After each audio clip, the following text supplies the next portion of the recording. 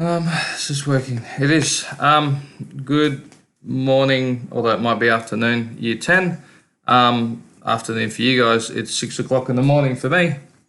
And I'm not allowed to come to school, and I probably won't be allowed to come to school until Thursday because at the moment we don't know just how damaged my foot is.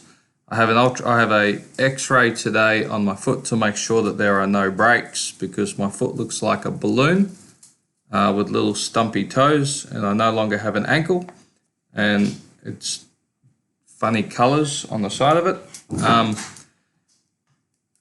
And then I have an ultrasound on Monday, and then a doctor's appointment on Wednesday to see if I need surgery, which I probably don't. So I should be back on Thursday. All right, so block 4 and block 5 today. I've come up with some things with this, not knowing whether or not Mrs. Pusey has something for you to do for her ASDA and stuff. So if Mrs. Pusey has something, we split the group in half. Half the group does the activity that I'm going to explain now. The other half works with Miss Pusey, and then in block 5, you swap groups over. Okay? If Mrs. Pusey doesn't have something for you guys to do, then there will be more than enough here. So I'm just going to just go through what I've got for you. So for today, because we're doing Bushranger Cadets and it's going to over time become more and more practical by nature. Evie, quiet please, darling. Thank you. Morning, Cass. Because it's going to be more practical, but in nature, and you're going to spend more and more time out in nature, it's best to know a little bit of safety. And I thought we'd just start off by doing a little bit of first aid safety regarding snake bites. So I'm just going to call this snake first aid. I have a couple of pieces of paper. They are not difficult. There's a little bit of information here, just basic first aid, and there's a couple of questions here, and there's a page of a few questions here. This should not take that long, all right? It's really, really basic, but it's an introduction. And when I'm there next week, we'll actually practice doing some first aid on each other as well. I might even get St. John's ambulance people to come and give you guys a hand doing some first aid. So that should take, I don't know, if you do it properly, 20 minutes, tops. And then, Evie, can you tell your story in another room, please? Thank you. And then there is the tree out there between the top and the bottom oval. And that tree needs a bit of help, so we're going to go call it tree pruning. Why is that a different size? So, as I'm sure some of you guys have noticed, more and more of the branches on that tree are breaking, and the longer it stays there, the more of a hazard it's going to be. So what I have in mind is in the shed, and you just need a key, like a key to our classroom to get into the shed.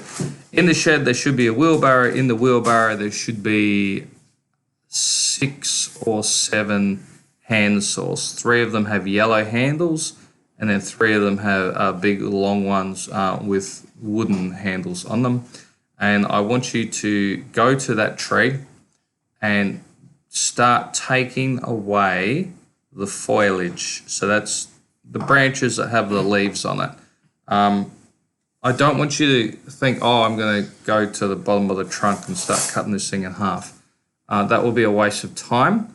But what we do need to do is start clearing the pathway between the top and the bottom ovals and clearing away the types of stuff that could be trip hazards or, could cause someone to sprain their ankle.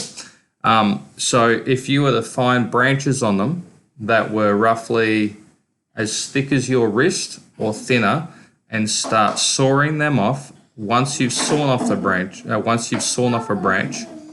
find somewhere to stack them. So I would probably drag them across to near where we've started stacking the box thorns and neatly stack those sawn off branches in that location there, so that when the contractors come in to cut it up, because they will be coming in soon, it will all be neatly in one place so they can just pick it up and chuck it in their mulcher or chuck it in the back of a truck or do whatever. So go to the tree, go to the big bushy leafy end of the tree and start cutting off the branches that have leaves on them that are as thick as your wrists or thinner, and just start working away at that end, because they're the ones that are going to snap.